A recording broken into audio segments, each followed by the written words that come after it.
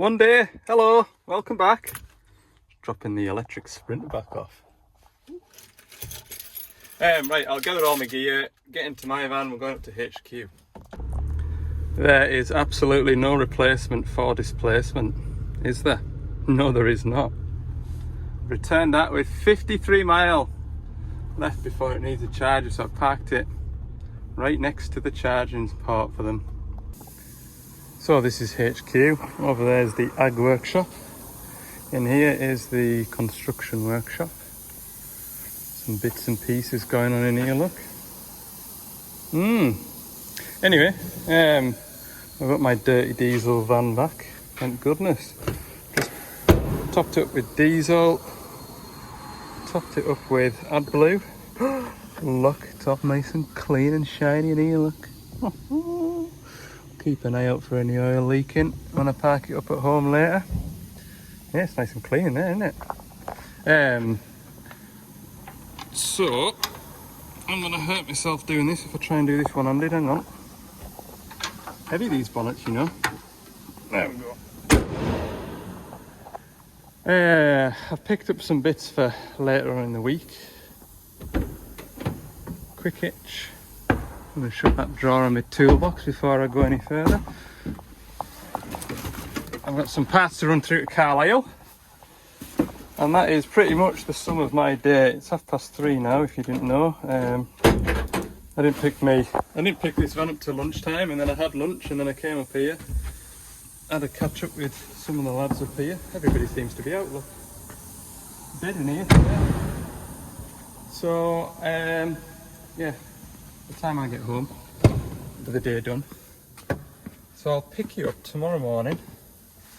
I think we'll go and do a load and shovel service. I think. You probably know more than I do because the thumbnail will tell you. Anyway, I want to say thank you to everybody that's tuned in over the last couple of videos because, yeah, if you're new to the channel and you're watching this from the Backsend and Car Breakers channel, welcome. Thank you for subscribing, or at least just having a nosy at these videos. I'm Ali. I work for Gordon's Construction. The area that I cover is Cumbria and the borders. Generally look after my own patch. The machines in that area look after myself. I hardly ever like to come up here because the A75, if you know the A75, you'll know why I hardly ever come up here. Hate the road. So yeah, welcome aboard. We're going to go and service a load and shovel tomorrow, but in this video. Right. Tuesday morning. Miserable day, look. Right, I've got no breakdowns to attend, so we've got a load and shovel service. Just a quick one. It's a 500-hour service, so we'll be done in an hour and a bit. And I've got that Quick Hitch there to go on a DX100W, so that's a wheeled machine, so that's something different for you to see. And then DX85. I need to go and check some cab mounts, so go and do that too. While I've been loading up, I've left my works phone in the van. No missed calls. Wonderful. Let's keep it that way today, people. Let's go and get some jogs. Let's go jogging. No, let's not go jogging. Let's get some jobs knocked off the to-do list in my diesel van. There we go. 420. He's going to load that wagon, and I'm going to go and wait in the waiting area. There we go. Now, if you're a regular viewer, you will know that I find when I'm servicing loading shovels, parking at the back is the most efficient way to service these machines. Right, we've got all the wings open. Next we open the bonnet doors. Engine oil on this side. Beautiful. Fuel filters on this side. Beautiful. If you're new to the channel, this is a Scania engine. DC13, about 350, nearly 400 horsepower, something like that, I think. And we're doing a 500-hour service, which is just an engine oil change. So again, I feel like I've gained a lot of new viewers since we visited Baxenden Car Breakers. That has been by far the most popular video I have made all year. Normally I'm getting about 3,500 to 4,500 views. It's on 11,500 and still counting. So welcome aboard those of you that have started watching my videos off the back of that. As I mentioned earlier, I work for Gordon's on a service, Doosan Develon equipment, and it's just like a day in the life of what I get up to. The regular viewers will have seen these machines regularly. I think I've got the highest shovel population within Gordon's, or it feels like it anyway. Every other week I've got a shovel to service.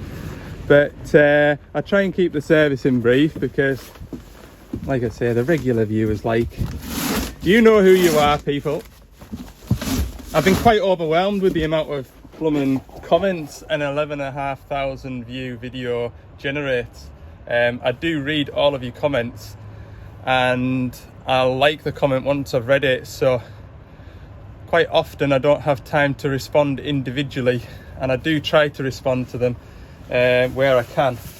But obviously, you know, I'm doing this during the week, and then at the weekend I've got 2 young lads to look after at home. So life's hectic enough, but I do read them. So thank you all for getting involved. Thank you all for coming and watching this video. And what day is it today? It's Tuesday. So yeah, tomorrow we're going back down Baxenden. That'll be in the next video. Normally my videos are every Tuesday, Thursday and Sunday.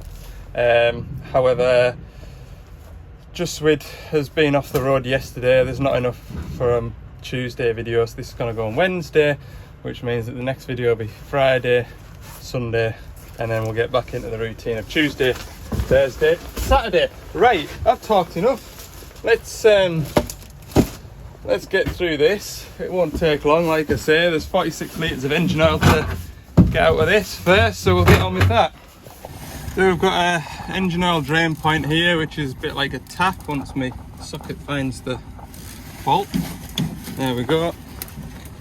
And we'll just get the first lot of oil draining. Once that's sort of run out a bit, we'll get our sample pot and get an engine oil sample. We send that to a laboratory, probably the technical term, and some scientists taste it, sprinkle it on the fish and chips and tell us whether they've got any metallic content in there, anything that we need to be wary of. That's the last of the oil coming out. So we'll do the engine oil filter, which is just under here. I'm pretty sure Scania wagons have the same.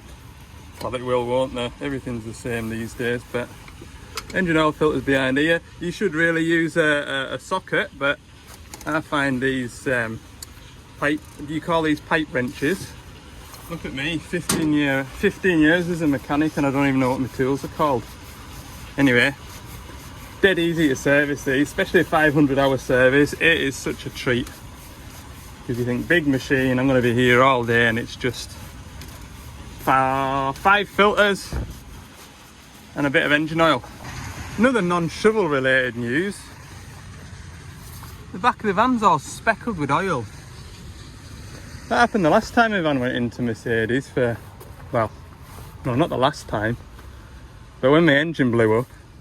That happened last time when I eventually got it back. The van was all scaled up with blooming engine oil. What am I looking for in here? A filter, which I won't find in my toolbox. And that isn't really a complaint, it's just an observation. I mean, I can well imagine there's some operators that get a bit grumpy with me for putting my muddy boots all over the machine when I'm scrambling all over it, servicing and whatnot, but just an observation. Look, I've splashed this machine with engine oil. So I have, but I will wipe that with a damp cloth. When it's muddy boots on the back of a digger, I just think a good shower of rain will rinse that off. Anyway, engine oil filter done now. I was saying it's a nice easy job servicing these shovels, but don't let that lull you into a false sense of security. While I'm in here, I'm obviously looking for oil leaks. I mean, I don't even know where that oil leak would come from. How does a plug generate an oil leak? Because everything else around it's dry. I can only assume that I spilt some oil there last time. We're checking belts, belt tensions, belt condition. I know this has just had a new auxiliary belt, so that's okay. And then down here, that there, the axle oil breather. So we'll make sure that's free. We don't want to pressurize the axle and end up with stuff. Hey, professional strugglers. If you've watched the Professional Strugglers recent decorating video, he was telling you about them axle oil breathers. I'm telling you, man, you gotta. It's the same whether it's a truck or a shovel or anything with an oil immersed axle. Clean that off.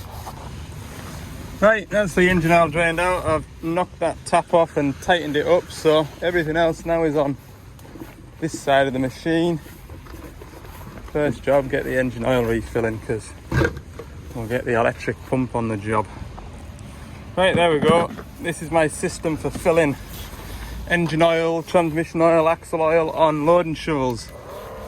I'm not going to harp on about it because every other time I use it I make a big point about using it. So if you want to know anything, ask us a question down in the comments. I get asked what size pipe I use, what fittings I use, etc, etc. I should probably have like a little paragraph in my notes just to copy and paste for all those questions, because it does come up regular. So that's engine oil going back in. We'll get the fuel filters drained off and we'll spin them off next. You know, I wear these Bluetooth earpieces, so I'm constantly in the loop of what's going on in the digger world. I've just had a digger driver phone us with a minor problem, like it doesn't need immediate action. But anyway, I says, oh no worries, I'll get some bits ordered up and I'll pop in and see you when I get the bits in. Alright, smashing, no bother at all, thank you very much, love you, bye. I've never ended a phone call with one of my customers and they've said that at the end of it. Love you, bye. He must have just got off the phone to his wife and then phoned me. Oh dear. I mean, don't get me wrong, some folk are pleased to see us when I turn up on site, but I've never had a declaration of love, like, so maybe just gotta be careful next time I go to this digger. I'm a married man, hey. Oh dear. Right, that one's still draining, look. Hellfire, we'll see if we can speed that up a bit by turning that. Oh, is it gonna go over the bone? That's it, all out now. Good. Right, I'll go and grab that filter. Okay, that's our new fuel filter's on. What I do now is I put a pipe from this, it's actually a pressure testing part, however, it can also bleed the filters out. So I put a pipe onto this here, which is a hand primer, but it's got a non-return valve in it, so the fuel in there can't go that way. I pump this until all the bubbles stop, and then I know that there's no air left in the fuel system. All the while, I'm onto my second drum of engine oil going into it, and that's the biggest reason why I use the electric pump to pump oil in. It's because it takes me around 18 minutes to fill these engines up with engine oil if I sit and pour it. Whereas with that pump there, it takes longer than 18 minutes, but I can get on and do other jobs, look. So it does actually save a lot of time. Anyway, this camera's going to be shaky now because I'm going to be pumping this, so you can see what I mean by the air coming out. We'll batter on. There we go. No air left in the fuel system, so I know now when I go and crank this engine over, it'll kindle straight up into life and we'll have no dramas. That's 40 litres of engine oil gone in. So what I do for the last 5 or 6 litres is I just monitor it. I daren't walk away from it unless I've got a drum that I know I've got 5 or 6 litres in. Then we'll just hang around. That'll be the engine service pretty much done. I can't think about what else that I need to do. Hey, that filter there is the, what is it, Al? Brake pilot filter. Goes behind this metal cup, and it filters the hydraulic oil going to the brakes and the pilot circuit. Nice handy filter to change. Once upon a time these filters used to be tucked in behind the chassis and they were a bit of a tinker. Oh, they were like. No, you don't know how easy we've got it these days. Service friendly, I'm telling you. So that's that changed, and that finishes off the filter changes. My engine oil is slap bang on the max mark, so that's good. 8.5, well, just over 8,700 hours is on this machine. I've looked after it from new. I'm trying to think what all it ailed. The worst job I ever did on this shovel, I remember that very clearly. There was 2 transmission pipes in there. Oh, I tell you what, I didn't even have my own van. It was me and young Connor came to do it. That was when my van had probably blown up. That was the worst job I ever did on this. Other than that, we did a knock sensor on it 2 weeks ago, which was that sensor there. What else has it had?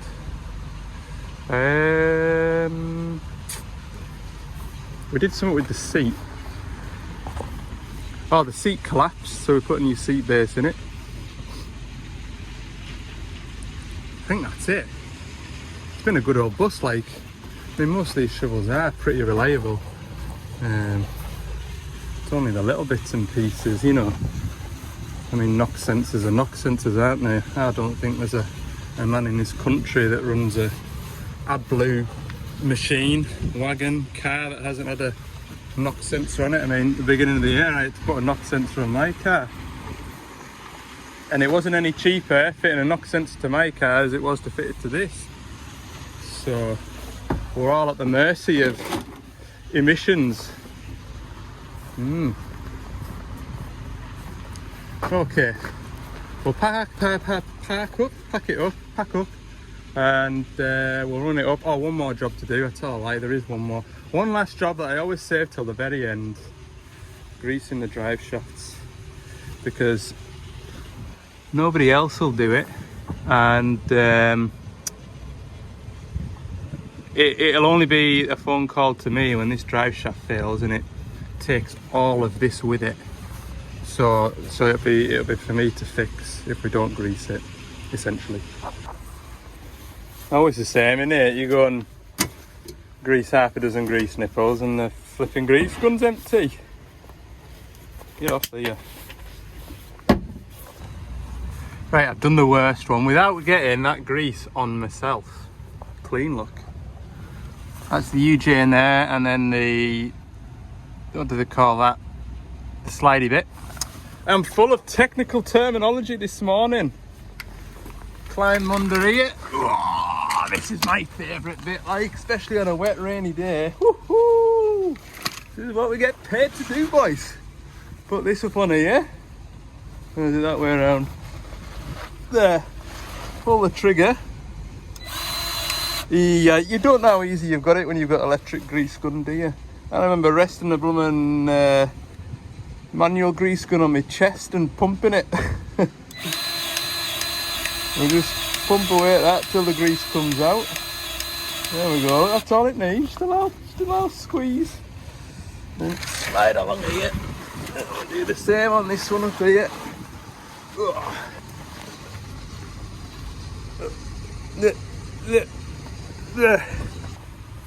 There we go, that's us all packed up, ready to go nearly.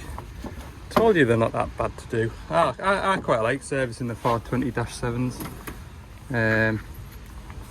Everything's dead handy to get onto. There's a 420-5 on this site now, which is its semi-retirement.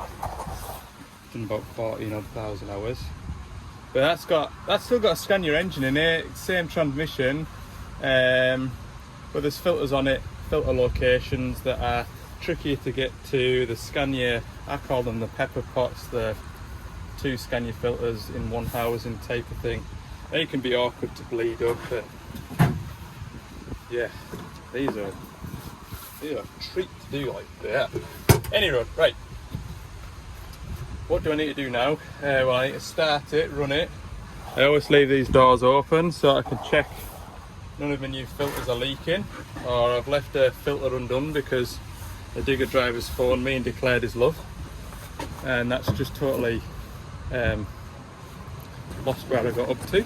So we'll do that. Nothing else I need from the back doors. I think I'll take this off because I've been rolling around the floor. I don't want to get his cab all flat up. And it's going. Look, it's had an accident. Oh, 8,500 hours and it's had its first knock. These things happen, don't they? Good.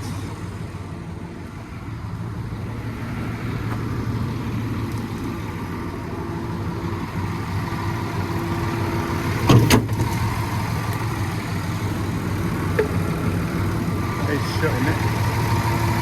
No. It is now.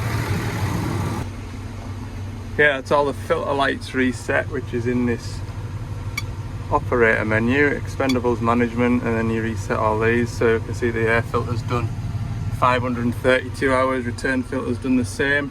It got a big service because it was an 8,000 hour service last time, so pretty much everything was changed. The axle oils are due on the next service. I'm just going to show you this because I often forget who's watching these videos, and there's a broad range of you, either from a plant background and some of you just aren't, and that's absolutely fine. You're all welcome to watch. And the question was asked, what is electric steering? A couple of videos ago I was at one of these shovels and the electric steering kept on getting thrown out when you selected the forward reverse direction switch. So we don't need this, basically. Put that out of the way. We can select, we can tell the machine we want to use this arrangement rather than this arrangement by pressing the red button and this grey button down here, and then we can steer the machine with this mini lever. We have had electric steering on the previous generation of machines as well, so we can operate the machine. So it is like sitting in an armchair now. We've got an armrest here for that joystick, the loader functions, and we've got an armrest here for the steering and directional changes. You can also as well have the steering on this armrest and the directional changes on the joystick if you want. But that's what it is, electric steering,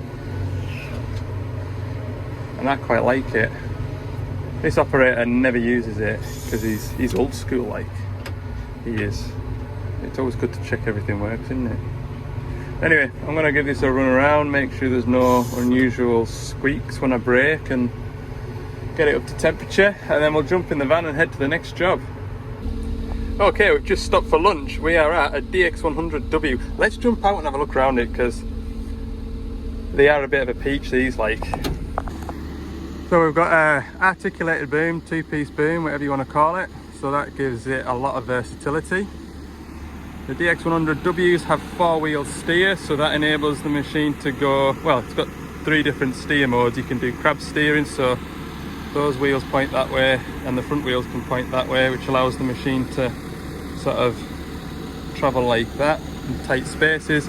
2-wheel steer, maybe more so for if you're on the road, doing road work, and then 4-wheel steer for when you're on the tight sites. These doodads on the corners, all the way around it, that's your all-round visibility monitor. So at the moment when I'm stood here in the cab, the camera screen will be flashing red to grab the operator's attention to say that there's somebody within the working range of the machine. We've also got 360 camera view as well, so we've got that camera there, which is calibrated with this camera here and the camera up there, and that gives it a 360 degree bird's eye view if you want of the machine. Dozer blade and legs at the back. Handy little storage cubby there, look, isn't it? Beautiful. We've got the locking pin there to lock the machine for when it's transported. You see that there? Put the pin through there and then the machine can't slope. And then up in here, it is essentially an 8-ton digger on top, DX85. We've got the park brake down here, forward reverse switch on the back of this joystick. Steering wheel comes down towards you. Pretty sure you can get joystick steering as well if you really fancy. So yeah, nice machine, very versatile as you can see. We are swapping this Strickland hitch down here for a Geeth Crick hitch. I don't know what the story is with it. In fact, I think I do. I think this was something that the salesman phoned yesterday and says, oh, I'm getting a Geeth hitch down from HQ, will you be able to go and swap it on this machine? I'll show you why. I'll show you why. Location of the lifting eye is why it wants changed. We look at where the lifting eye is here, and the lifting eye there. That is more handy, I would imagine. There it is, just 2 pins, 2 pipes. We'll have it swapped out. So we'll get this hitch dropped off. Right, and first of all, we'll get these pipes off.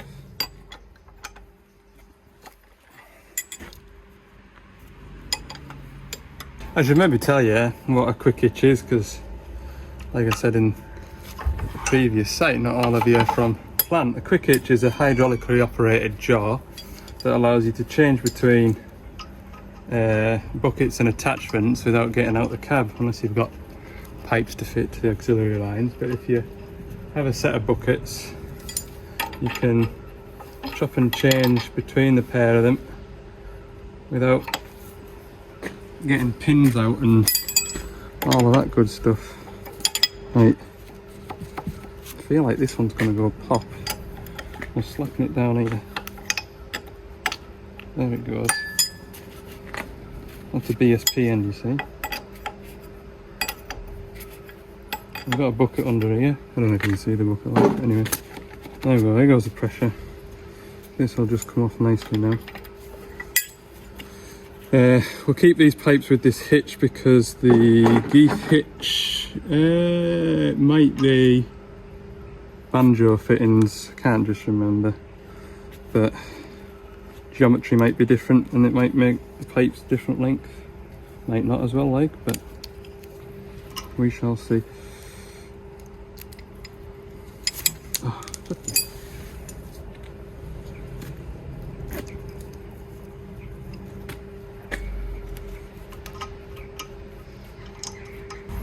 right, it should be able to push these out. Grab a rag.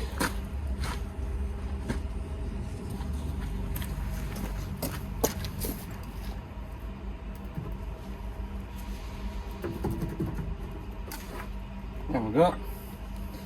What we'll do next is we'll drop this hitch onto the floor, pull that last pin out, and then I'll pull that other hitch out the back of the van.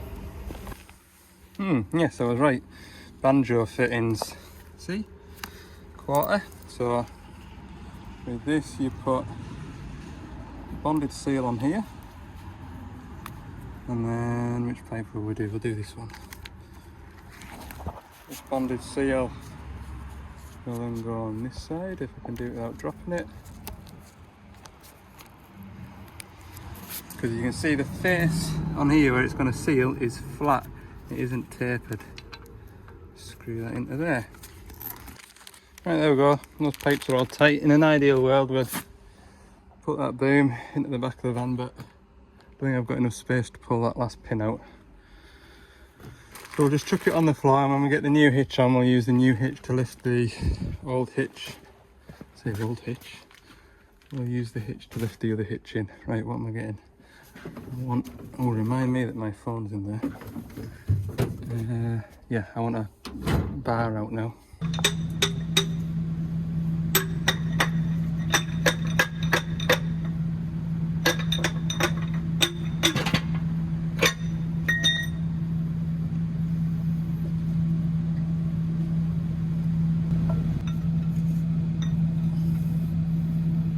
You know something, that's not far off. probably just about get the pin through there. I'll do it the old-fashioned way just to show you. Put a smaller size pin through it to lift it up, right?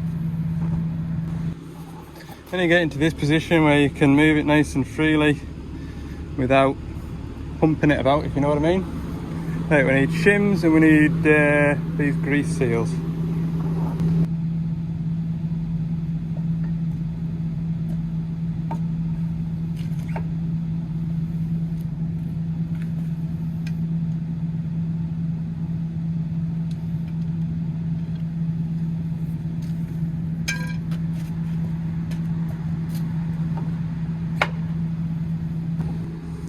That's the hitch pinned onto the machine, so for those of you who don't know, without that hitch, that's what the operator would have to do each time he swapped the bucket, which is very 1970s, isn't it?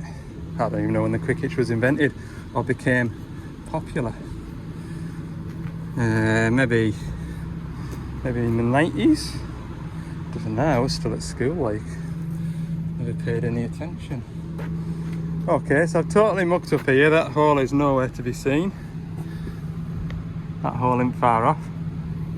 We'll get them lined up, put the locking bolts in, and then we'll just pop the pipes on. I've got one pipe on. I've been on the phone. Plans for tomorrow's going to change. So it is. Go in there, you tinker. Always check your O-rings are fitted before you put your pipe on, because this O-ring was missing. I don't know where it's even gone. I found another one. I'm doing a great job of showing you. Right, once you've got your pipe on, you don't want these pipes kicked in, so when you do tighten it up, just kick it out ever so slightly. So it's within the banana link, within the banana links, but not rubbing away at the bucket ram. Is my only tip for fitting quick hitch pipes. Right, once the pipes are fitted, last job, put some grease in the pins that we've just had out. Everything's all greased up. We're going to try it in a minute, but the problem when you're doing out with quick hitches and pins, you get covered in grease. So I'm going to square up, chuck everything back in the van that doesn't need to be out, and I'll chuck that hitch in the back of the van, take this off, get into the cab and test it. It should be right, like. I mean, the only thing you can do wrong is get the hitch pipes the wrong way around, but pretty self-explanatory. I'll show you. You have these pipes crossed over. When you start the machine up, the hitch will immediately open and stay open. It'll just work the wrong way around. But as you're stood here, right side goes to the right side, left side goes to the left side. And if you stood on this side, right side goes to the right side, left side goes to the left side. Easy, man. Right. Chucking all this gear away. Do you know something? Can you see that hitch there? See how it's open? Do you know what happened when I started it up? Hitch opened. So somewhere up the boom, these quick hitch pipes are the wrong way around. I don't know how it worked for the Strickland hitch. I didn't actually check that. Anyway, we either need to turn the pipes over there, there.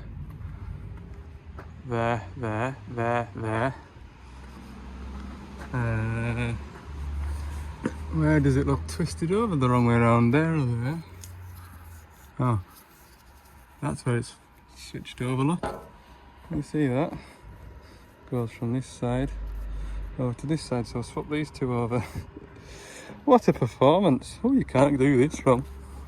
You can't do it wrong. As long as the pipes are piped up right from new. Right, that's working properly now. Hitch is locked. I need to flick that switch there. And I need to press that button on there.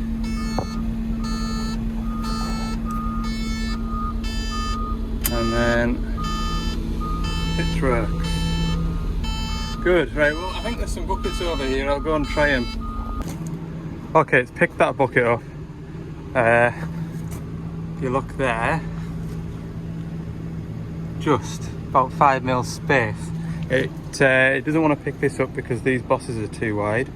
However, I'm looking and these buckets here will have came with the Strickland hitch, so I just want to check that these are going to fit. So what's that? We'll just call that 200 for argument's sake. Make sure the rest are all 200. 200. I would imagine these buckets will go with this machine. 200. 200. And then pin centers. I'll need to extend this out a touch. Go from the back of the pin to the front of this pin. We'll say that that is 285. So by right, as long as this one's 285. Ooh, no, that's bigger, look. That should be fine because it's probably not even on there properly, to be fair, when I look. Wonder if I can just ratchet one of them out without damaging that van. Yeah, there we go, that's a better fit, much better fit. So all those buckets are the same saddle, so those buckets I know will fit this hitch. It's a bit tighter than that other bucket over there, isn't it, look, when you look, but it'll stop it slopping about. Ideal. Okay, job done. Okay, we'll go and see another one of those diggers now, only on tracks for when it's travelling, it's knocking. Knock, knock, knock. So, I don't know what I'm going to find like. Anyway, we'll go and have a look. Right, there's the machine over there. I've been and had a look at it. I found the problem. The reason I'm showing you in here is because the flipping still saw going all the time I was like that. It was only in a couple of minutes. There's the problem. That's the cab and that's the chassis. You can see it's hitting and rubbing. So what we need to do with that, lift the cab up and either put spacers in or new rubber cab mounts. So that is a job to come back to, probably with another lad from HQ with some spacers made up or cab mounts. I've forwarded all that to my boss, like, so he knows. But it was him that told us to check it.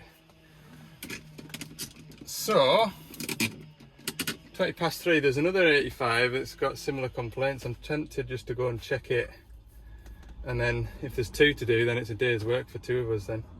You see what I mean? It's a different day, isn't it, up here in the hills? Oh, right up in the hills up here. I didn't even know this place existed. There you go, look. That one's the same.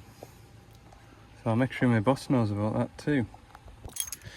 Right, there we go, half 4. I do need to run back through to Rickaby's though, because my parts man wants a sensor that I've got on the van for a customer who's desperate for it. So I'm going to run back through to Rickaby's, but you don't need to see that, do you? So I'll wind the video up. Thanks for watching. If you've enjoyed it, click like, subscribe if you haven't.